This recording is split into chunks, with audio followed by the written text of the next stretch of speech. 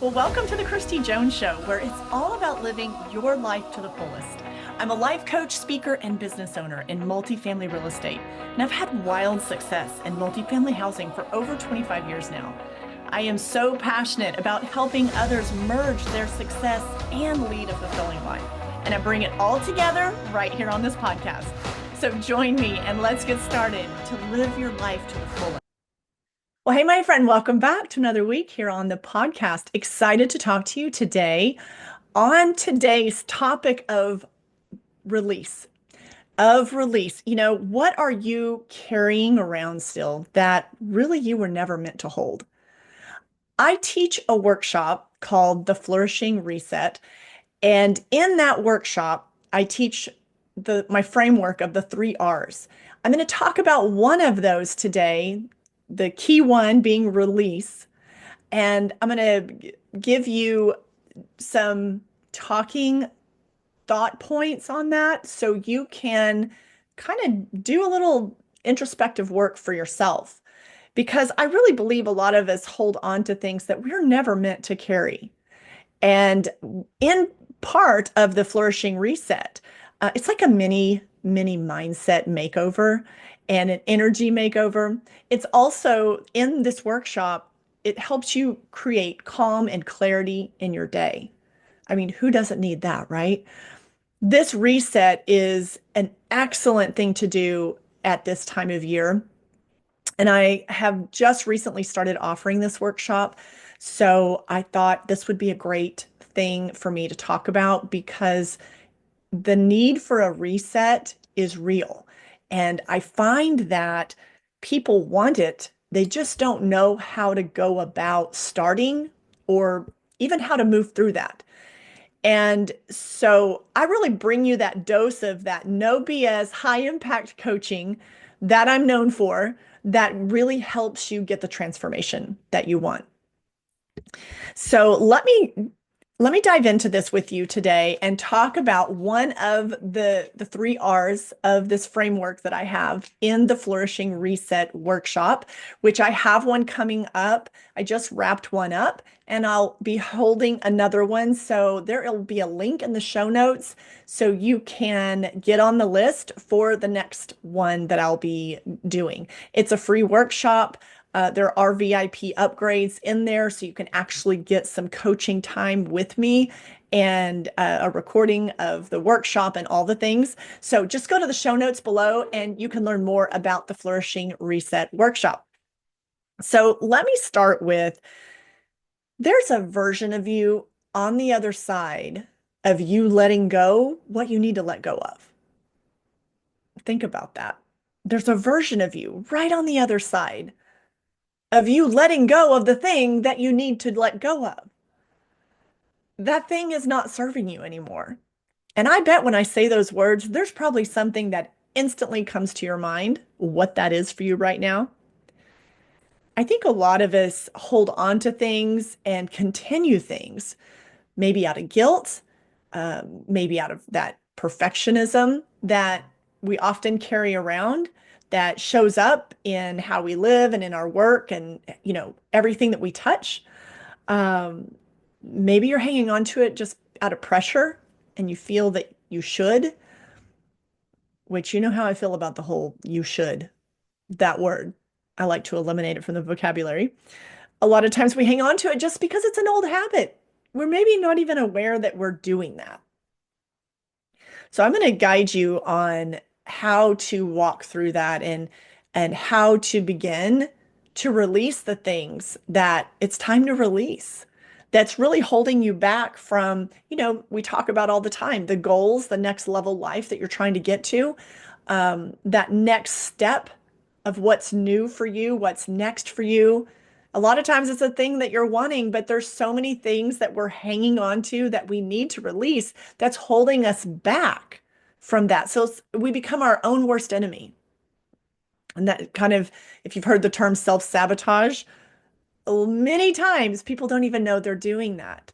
So it takes a ton of self-awareness to be aware of when we are stepping into that space. So let's talk about, in my framework, I have the 3 R's. in the Flourishing Reset. And I'm going to talk about one of those being release. So I just shared with you, a lot of reasons why we hang on to that. I'll share with you a little quick story. I mean, really, you have to know how to release things so you can level up in your life. We are always evolving and growing. We are not meant to be stagnant. So there's things that if you hang on to them, it's holding you back from moving forward. You have to recognize what those things are. Sometimes it's something very small, and sometimes it could be something really big and much harder to let go of. I'll share a quick story on a time that I realized I had to let something go because it was holding me back in many ways in my life. But and it would probably it's very layered with a lot of things, but it taught, when I mentioned about high achievers and high performers, it's very difficult to let go of something until we have the result that we intended to have. And I had such a difficult time letting go of the fact I was my dad's, this is goes back about 11, 12, 11 years ago. But I was my dad's medical advocate for when he was going through, he had had a traumatic brain injury from an accident at work. And then there was a year of basically a really aggressive year of recovery from that. And obviously, it's my dad. I love him. I mean, I would I'd do anything. But I really immersed myself, and my mom and dad, were like, yeah, please help on this. But when you're dealing with a really complex medical situation, it's almost like you have to have a point person that's that medical advocate, that medical point person. When you're dealing with so many complex situations, many specialists, um, and I was willing to sacrifice it all, like to be the best at that. And I'm still working and I'm still a wife and I still have, at the time, my son was in high school. So I still have all these other roles that I'm serving in my life. But this one became front and center top priority. So, um, I'm also extremely detailed. I'm extremely, goal oriented. I wanted to make sure that we always had all the information. We were seeing the people we needed to see, that my dad was basically getting the best care and was on the path that would best help him recover to the most of, as much as he could. So that had gone on for a year. So I was deeply immersed in it, very emotionally tied to it, obviously. And then at about the year mark, my dad got the diagnosis that he had a rare form of leukemia, is myelofibrosis. And so that took us, and it was in an advanced stage at that point. So that took us on a very detour with more specialists, more doctors, more trying to wrap our arms around this to figure it out. And so fast forward, that would have been about 9, 10 months later, we lost the battle with my dad and he passed. And it was, man, it was just emotionally, I still can barely talk about it. It's 11 years later. But I was so attached to, I felt so responsible. I'm not a surgeon, I'm not a doctor, any of those things. But because I was the keeper of so much data and so much information and making sure that all the physicians, had all they needed and were on the same page and the right people were talking to each other, when we were in Houston at MD Anderson, and then all the transfer back up through Metaflight to Oklahoma City. So many things of that, for whatever reason, I just felt very responsible for. I was having a really hard time after my dad passed away of releasing that role that I served. I had never I've had failures. You've had failures in life, but I've always been able to bounce back and to have a failure or something that didn't work out. But I've always been able to figure out to figure it out. And even whether it's a professional setback, whether it has been a personal setback, such as like my divorce, I've always been able to course correct. And this was one of the things in my life that I I could not course correct. I could not fix. And while I knew God was at the helm and I knew, God has the final say, it was very, very hard to accept that my prayers were not answered and that I didn't get the outcome that I'd hoped for. And there was no do-over. There was no do-over.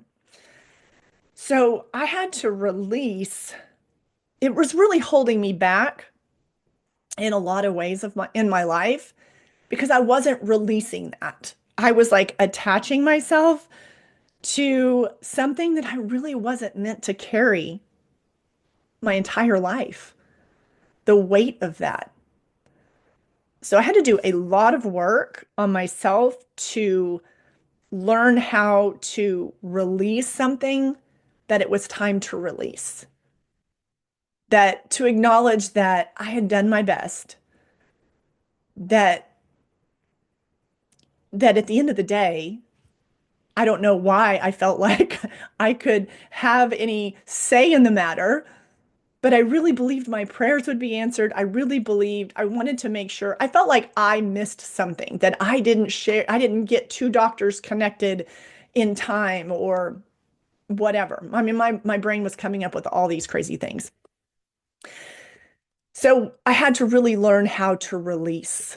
I had to learn how to release something that I was carrying, a responsibility that I had put on myself, that I had decided that I had, dropped the ball on this.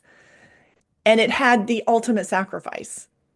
And I felt absolutely horrible about myself because of it. And because of the ripple effect, how much pain and discomfort it caused my family by us losing our dad.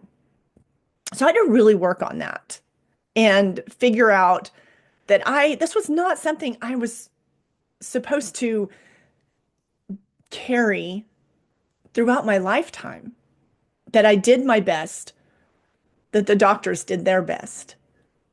But at the end of the day, I do believe that God has the final say and it is all in divine order. But but I just didn't like the answer at the time. It took me so much time to come to accept that.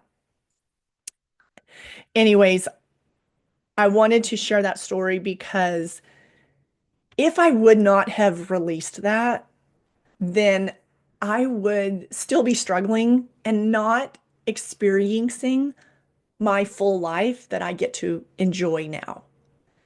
One of the ways I released that is I want to say for probably 5 or 6 years, I kept all of my dad's medical records. I had them it all organized. I'm really like crazy like that, very anal, very like if someone asked for something, I wanted to be able to boom, here it is. You know, I'm not digging around for it. I got it. And I had, we had some things, in digital format, but we also like I carried all the papers with us, had a suitcase with a filing system in it that I would wheel to all the places we would go. That's how much medical records there were. So I think it was on year 6, I finally, it was like a physical thing I had to do. I just couldn't get rid of them. I mean, I just could not.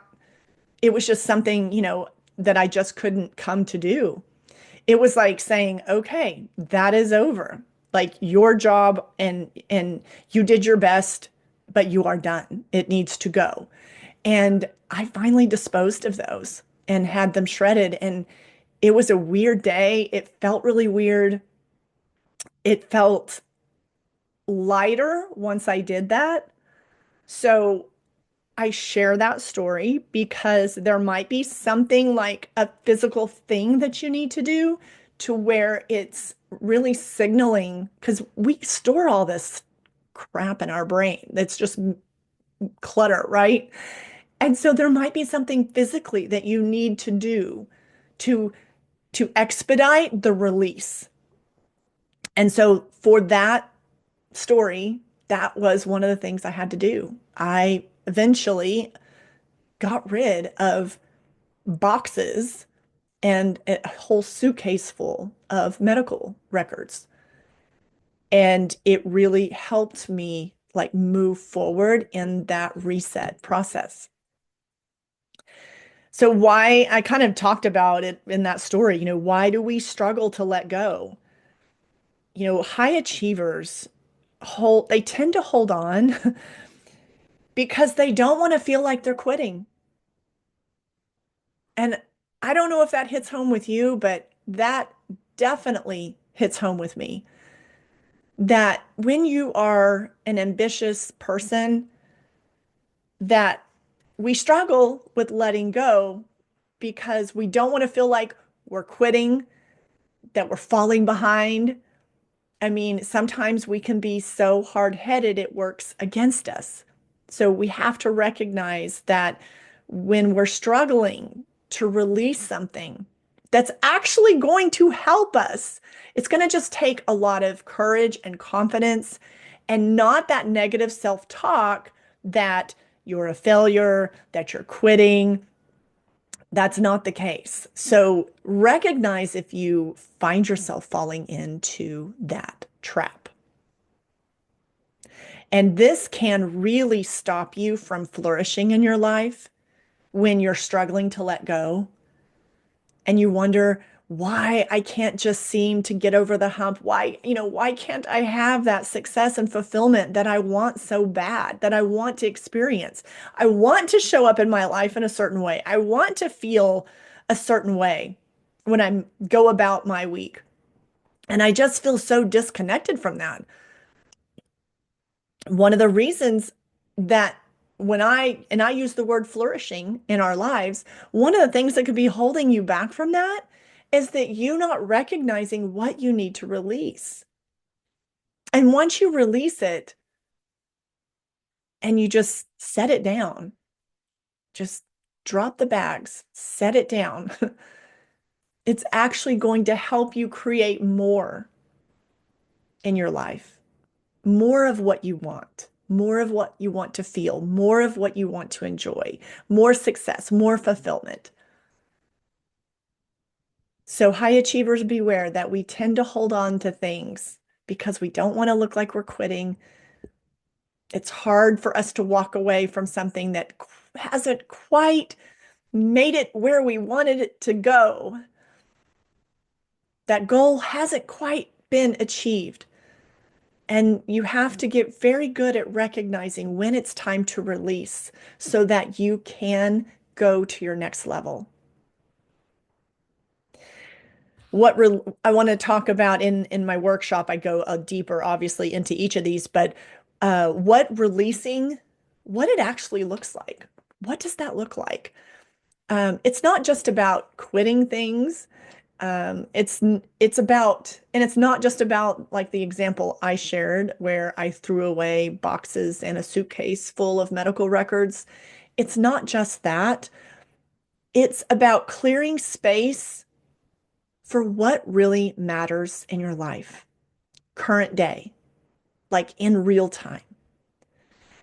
This is where sometimes when people live too much in the past, and the past is can be used to inspire, to enjoy the memories, to to teach us. But we have to make space for what matters right now. When we are hanging out too much in the past, it's affecting what's going on real time in your life. So focus on real time, where you at, what's going on, what does releasing look like for you right now? And it actually looks like clearing more space for what really matters, what aligns with you right now. We have to, a couple things that I think everybody could stand to release. Um, and I dive into this pretty in detail in the workshop, but releasing the guilt, I had to do that. I felt so damn guilty for the fact that my dad had passed away, that he struggled, that I felt so guilty about that. Now, that was assigned guilt. No one in my family said anything. Nobody said words to me that made me feel guilty. My dad and I did have a conversation in the last few weeks of his life, still not thinking that was going to be the last few weeks of his life. But he asked me some questions and I promised some things and I couldn't live up to that promise. And so that felt horrible and I felt guilty about that. Now, I clearly know that my dad in heaven definitely does not look down on me in any way because it didn't work out the way that he and I thought it was going to work out. Um, so that guilt was clearly self-assigned, but I just had always been able to figure everything out, even in the super messy, scrappy times of my life. Like, I'm going to figure this out. I'm going to find a way to overcome. And so it was one of the times that I couldn't overcome that. Like, it was truly not something it's not something that, however hard you work, and this is the outcome you're going to get. So it was self-assigned guilt. But I believe you listening to this, that you also probably have something in your life that you feel guilty about, that it's time to release that. It's time to let that go. That is holding you back from flourishing in your life. It's time to release the need to prove things, especially if you're trying to prove things to other people. What a waste of time. Holy cow. Like, what are we doing? All right. So, what are we doing still in 2025 trying, excuse me, trying to prove things to other people?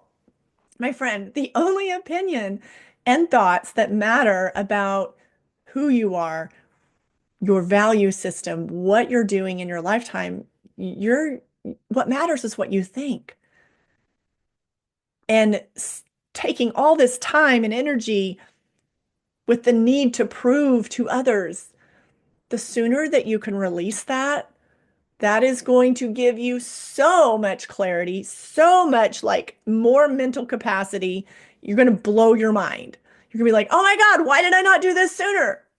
And for those of us that have already hit that point where we quit trying to prove stuff like a long time ago, I definitely fall in that camp. Um, Once you do it, then you'll know. You're like, oh my gosh, this is such a better place to hang out. So I encourage you to release the need to prove things. You got to prove you're right. Why do you have to prove you're right? Is it possible that both parties could have some rightness in them? Like both opinions? Two people in an argument? Is it possible that there's truth on both sides? I mean, the need to prove is really somewhere that you can get stuck and it's going to cause a lot of misery. And you're always going to be on that hamster wheel of trying to prove your point, prove you're right, prove this, prove you're good enough. Like the sooner you can release that, my friend, oh my gosh, you are going to be so much happier and ready to flourish. The other thing that often we need to release is we need to release overcommitting to things. And a lot of times people commit to things and they have great intentions and all of that, but you didn't really want to do it in the first place. So it goes back to an earlier episode that I did here on the podcast where if it's not an absolute hell yes, then it's a definite absolute no. And you have to get very selective with what you choose to commit yourself to. I still struggle with this from time to time because I want to be helpful or, somebody reaches out but I've also gotten really good at like two letters that spell no. And it's obviously not meant in a rude way, but no, I don't have time. No, I'm not able to serve in that way. No, I'm not able to participate. No, I won't be able to host that event. I mean, speak from a place that is true to you, and you can't control how when it comes to overcommitting and the overcommitting and the need to prove to other people. Like, you can't control how people feel anyways. Let me toss that out there. You can't control how they're going to perceive that. You can't control how they're going to feel about it. You can't control how they act upon their feelings. So allow other people to be in charge of themselves. It is not your job to make sure that they feel a certain way, that they process their feelings a certain way, that they interpret your actions a certain way. If you're, that's like not your job. You're going to wear yourself out. That's called micromanaging people. You're not the manager of everyone's feelings and emotions and outcomes. That's the great thing about being human. Everybody gets to show up and do it the way that they want to do it. They get to feel the way they want to feel. They get to have the emotions that they want to have. And they can be the way that they want to be. That's not you choosing to try to, overcommit and make someone happy and don't want to disappoint and all that. Like, you could still commit to it and they could still feel the same way about you. Have you thought about that? So when you're constantly chasing that, you're just wearing yourself out. So those are just three common things that I find people need to release. So let me wrap today's episode up with just a little gentle reminder here. But what are you still carrying that you weren't meant to hold? Maybe you were meant to hold it for a little while. Maybe you were meant to carry that for a season of your life, but not your whole damn life. So what are you still holding on to? I want to invite you to the Flourishing Reset workshop because this, like I said, is a mini mindset and energy makeover that, I mean, who doesn't want that, right? But I do teach the 3 R's framework, the 3R framework. And today I've touched on and just touched on, not haven't gone all into it like I do in the workshop, but I've touched on one of those being release. So I would love to have you come join me inside the Flourishing Reset. Again, this is a free workshop. I'd love for you to be able to see what's next. If you reset, what is possible for you? What is possible for your life? And most times we just need that little reset. We just need that little reset, that little nudge, those tools that we need to know so we can reset and get going to build the life that we truly desire. So find the link below. Come join me in the next workshop, the Flourishing Reset. There is a VIP option, so be sure that you see that because we'll actually have a group coaching session available for the VIPs. That's always golden. All right, my friend, until we see each other again, I hope to see you in the upcoming workshop. Again, the dates, the details, all the things, just click the link and it will take you there. So other than that, have a fabulous week and I will see you same time, same place right here on the podcast. I want to thank you for tuning in today to the podcast, and I hope you've enjoyed the conversation and all the info that's been shared today. And I hope you've come away with a few ideas on how to make the most out of it for your life.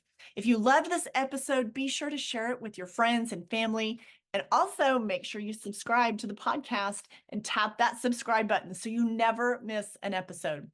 Also, it would mean the absolute world to me if you would leave a podcast review. So until next time, my friend, keep flourishing and thriving and live your life to the